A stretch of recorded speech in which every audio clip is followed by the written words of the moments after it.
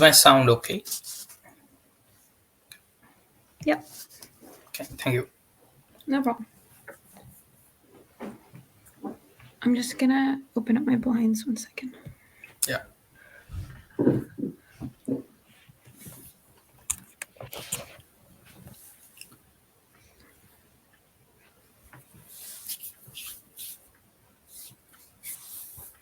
Okay, so this is Jay Nayak. He works in the CAD industry and more specifically with steel and different types of metals. So he's gonna do a little presentation. Jay, if you want to share your screen. Okay.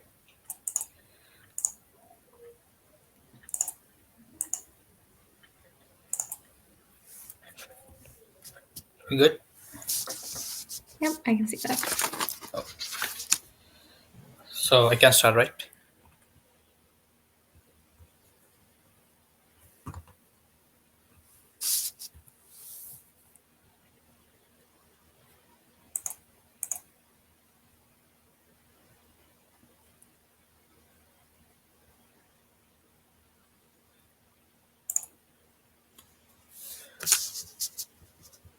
Hello, guys.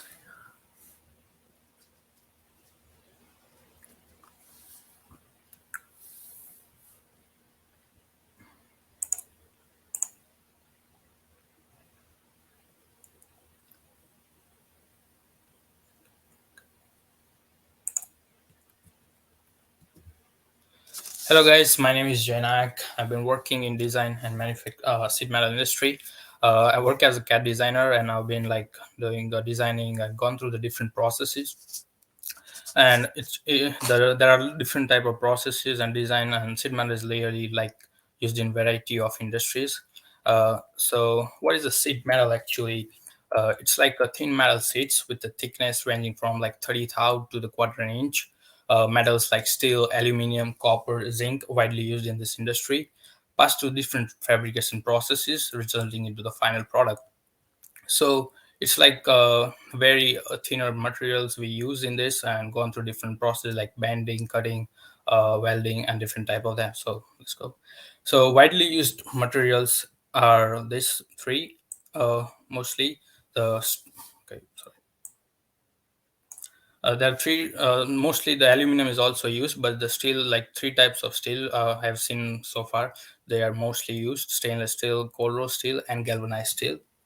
They have their own different properties. Like galvanized steel has is mixed with the zinc, and so it gives like more strength and more corrosion resistance. Likewise, cold rolled steel, stainless steel is more stronger, more, but it's more costly, costly also. The cold rolled steel is more cost effective, so it's mostly used. So in the main like design for sheet metal, we have to work on the like two or like some things which we have to work and need to consider for getting more and efficient design. So it results into better manufacturing and no error free like that. So first is thickness of the material. It like thickness, like I will show you in the next slide that how thickness is like used. They are the gauge table used in the like North America. Like it ranges from 3 gauge to 28 gauge according to different metal. Also there is a band radius deduction and K factor they are used.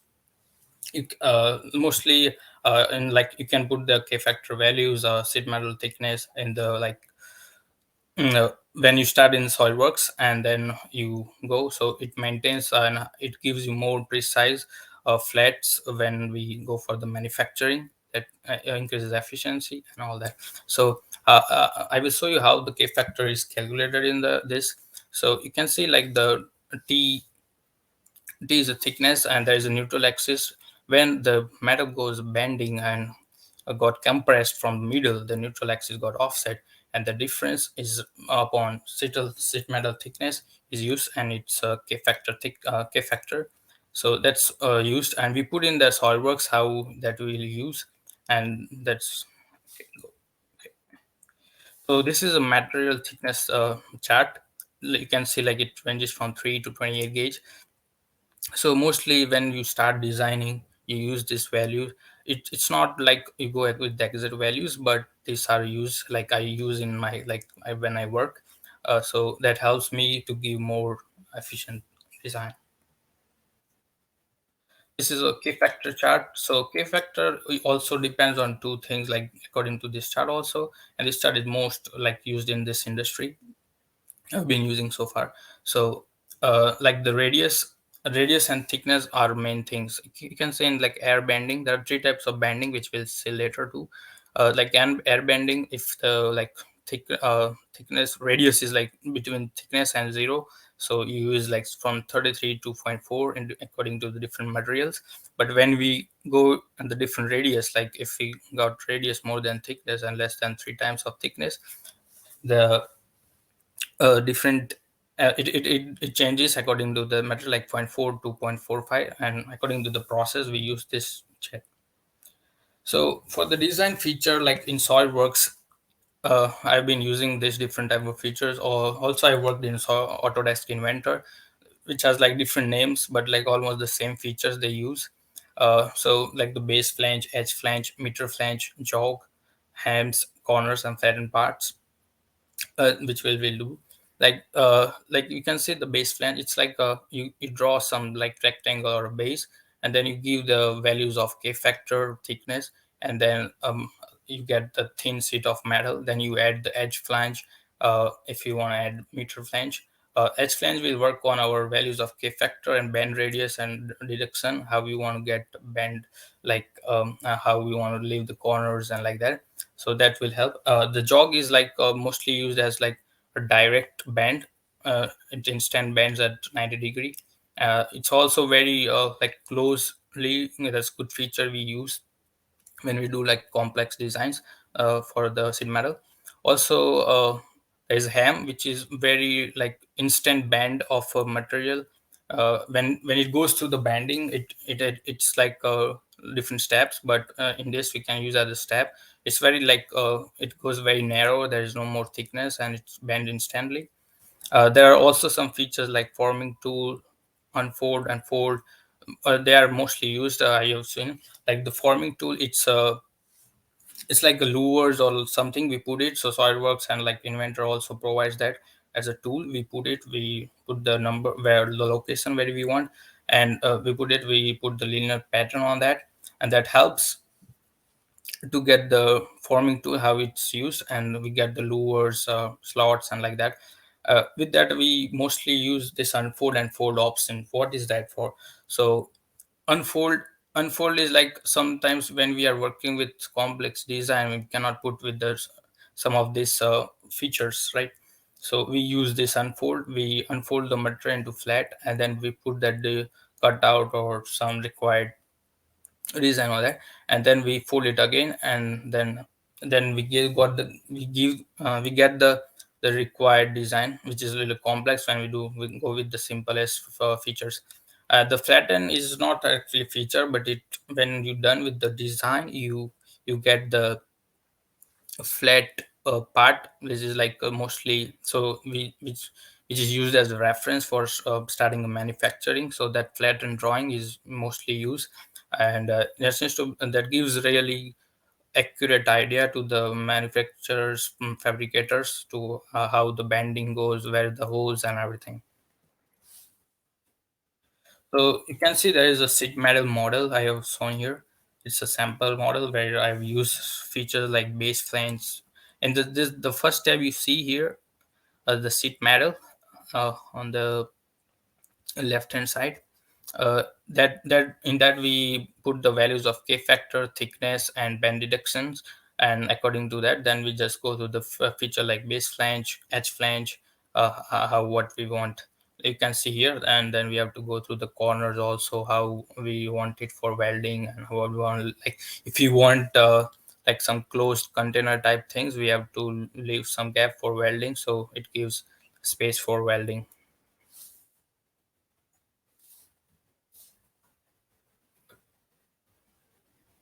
So that's what about designing, mostly how it works. You can go in more depth and learn different techniques.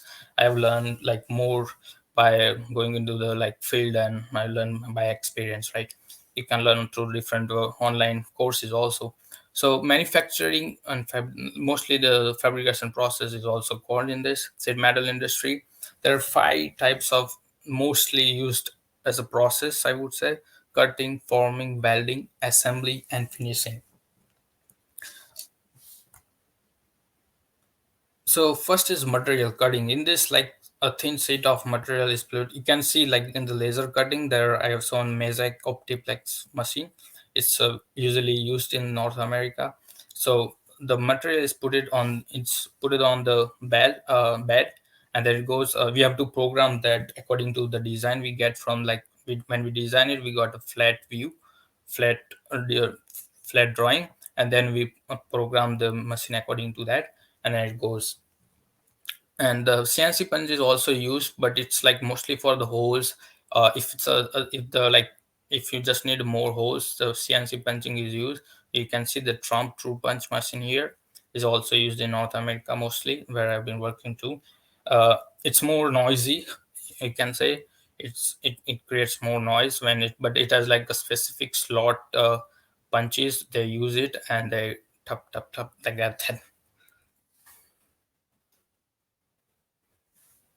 So you can see the video here I've shown here. So how laser cutting works.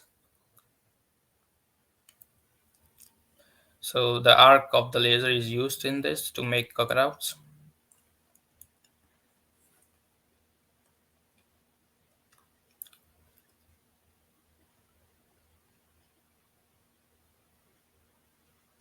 So this is Optiplex machine, so it automatically changes the tooling according to its requirement, and that's how it goes.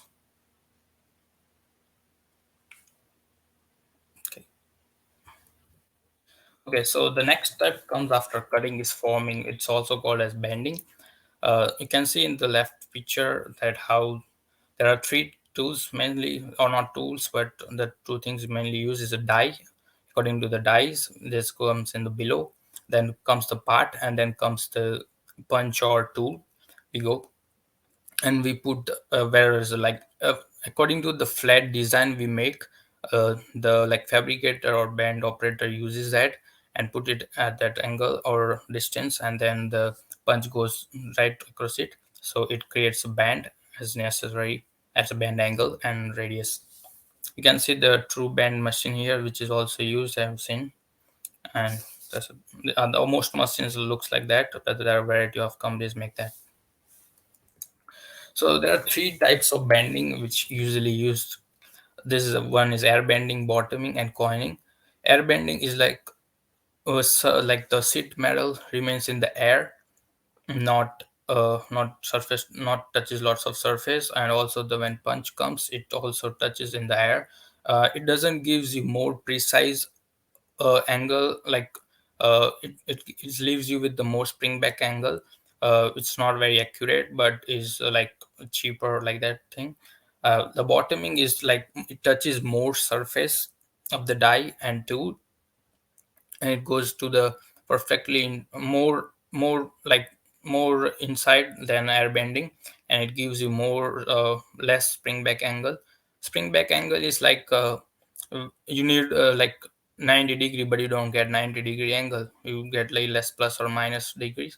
So like more less we got that angle, it's more precise we get it. So bottoming is also used. Coining is like similar to that, but it's more, it almost goes inside to the, almost touches most surface touches the die, and punch goes through that. So it gives more, and we can say the most precise bending we get in the sheet metal through this bending method. So the next step comes is welding. There are three, there are more welding methods, but mostly is MIG, TIG, and robotic welding. We're using their different requirements. So you can on the left side you can see MIG welding. It's a metal inert gas welding, where you can see the worker is using going through the there is a gun they use mainly, in which like the filler material and the sealing gas both comes together, and they like weld everything together. It's not more precise or more clean weld you get from that, but you get fast, you get it fast, and it's flexible according to the design you want it. And the two metal got it and to form joint, so that's right. And the other method is tungsten inert gas welding, which is you can see on the right side. It's a little different, but it gives you more precise weld, more clean surface. But it requires two things. It requires one, you can see here the worker has a tungsten rod and the filler wire. So according to the you have to align it, and you go with the tungsten. It gives you highest quality weld, in comparison to MIG welding. So it's mostly used in the, and it goes to the wide variety of materials also. The next comes is robotic welding. So in robotic welding, there are lots of robots used. There are some semi-auto and they're fully automatic. I've seen so operator can operate from the distance away, so there no one needs to be near to the part where so it gives more safer environment for workers also, and it gives more, and it's more accurate welding method, I would say, even then to MIG and TIG, because in MIG and TIG the worker or manually we have to do it, but this is an auto robot who does the work. So it really helps.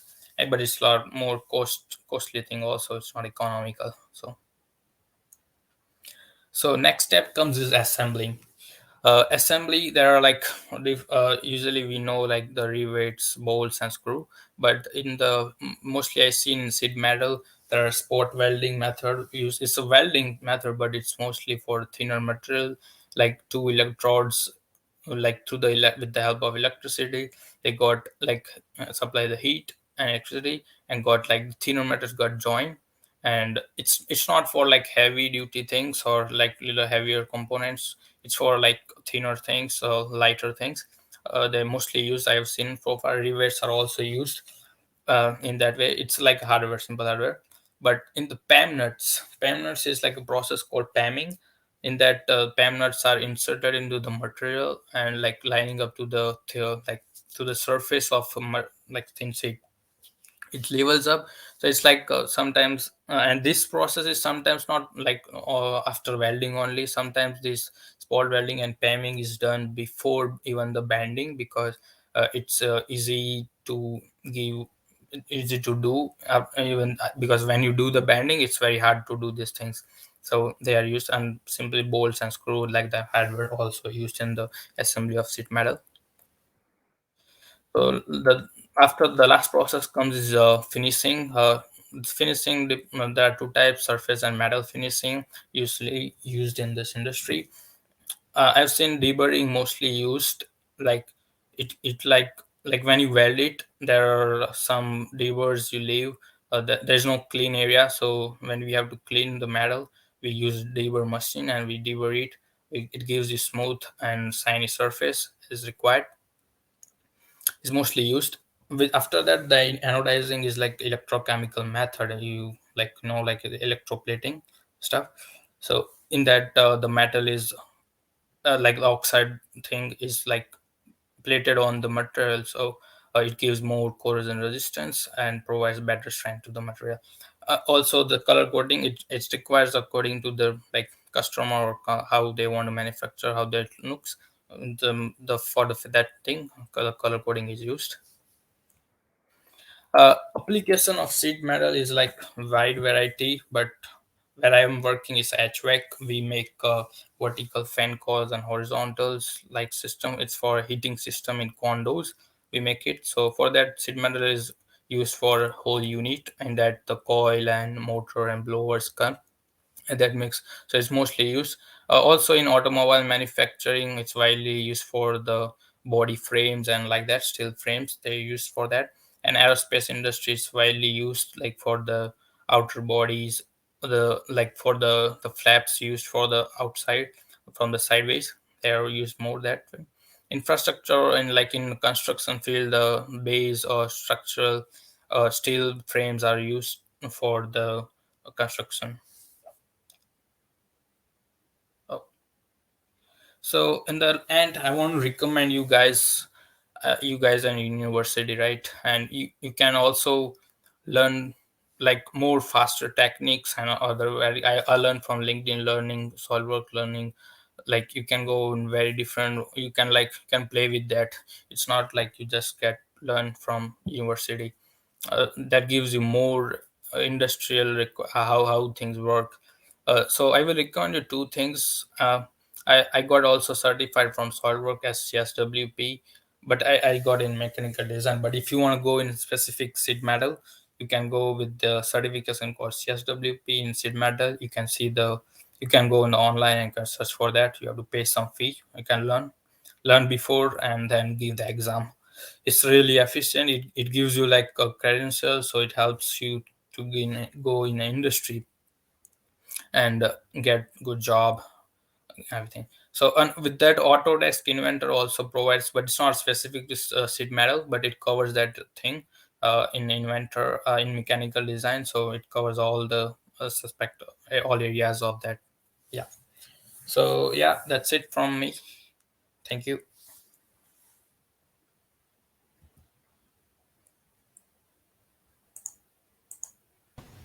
All right, that was really interesting, Jay. To find out softwares and their applications in Yeah.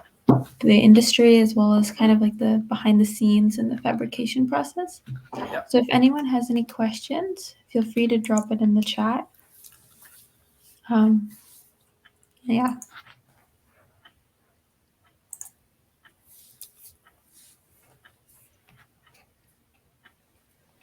While we're waiting, I had a question. I was just Yeah. wondering what does kind of like your average day at work look like?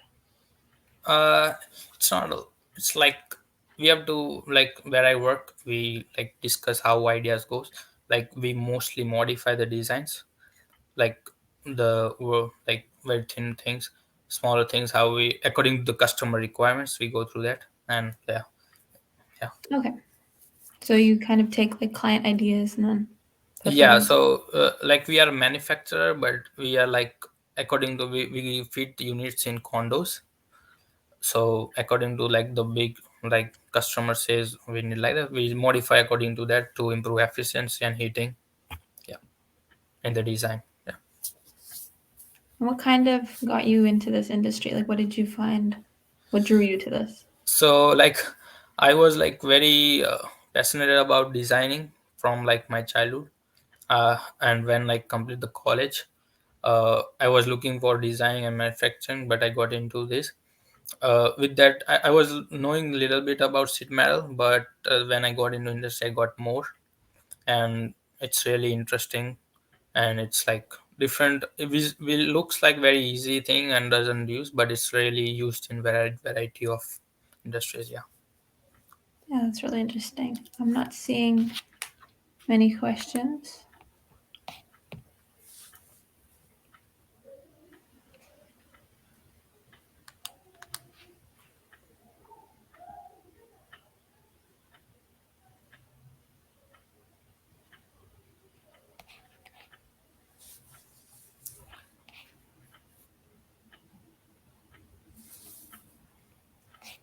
Okay, so if there's not any questions, then I think we're good to go.